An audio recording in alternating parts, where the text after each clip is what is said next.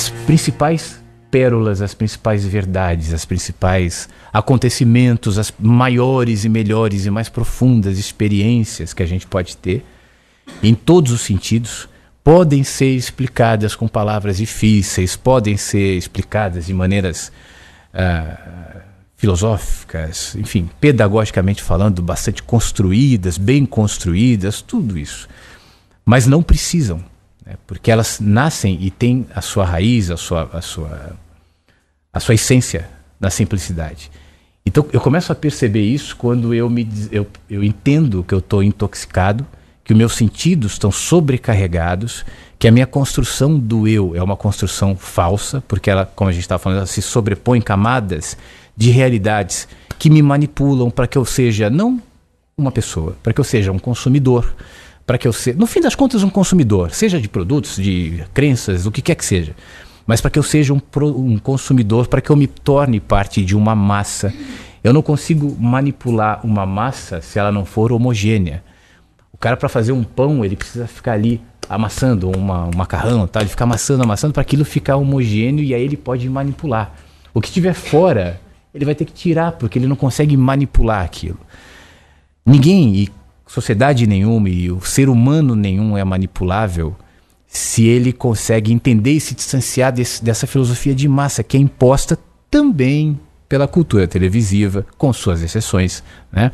Também pela política, com não sei se há exceções, também, e aí vai, pela religião e assim por diante. Então por isso existe essa agressividade, essa preocupação, essa inquietude, quando parte da massa se destoa.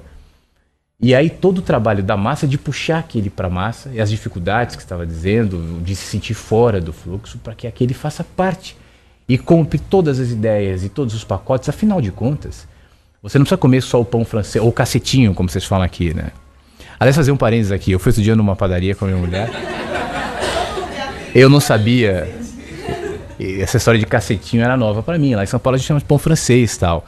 E aí eu tinha um cacetinho, só que maior. E eu brinquei e falei, como é que chama esse aí? Eu vou pedir pra mulher. Eu falei, cacetão. E eu achei que ela tava falando sério.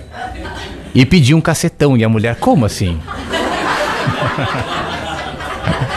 Aí depois ela falou, mas como você achou? Eu falei, mas vem cá, se cacetinho é normal, por que cacetão é absurdo? Não é.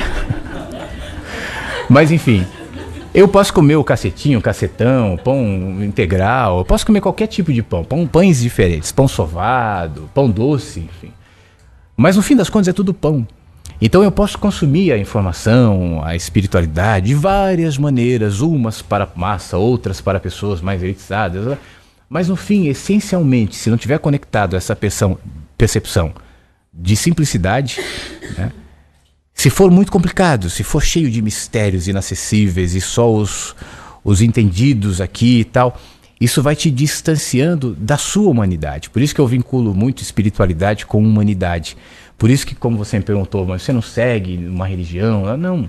Eu acho que quanto mais eu desenvolvo a minha humanidade, no sentido de me vincular a você, de estar próximo e perceptível e sensível a tudo, mais espiritual eu me transformo. E não o contrário.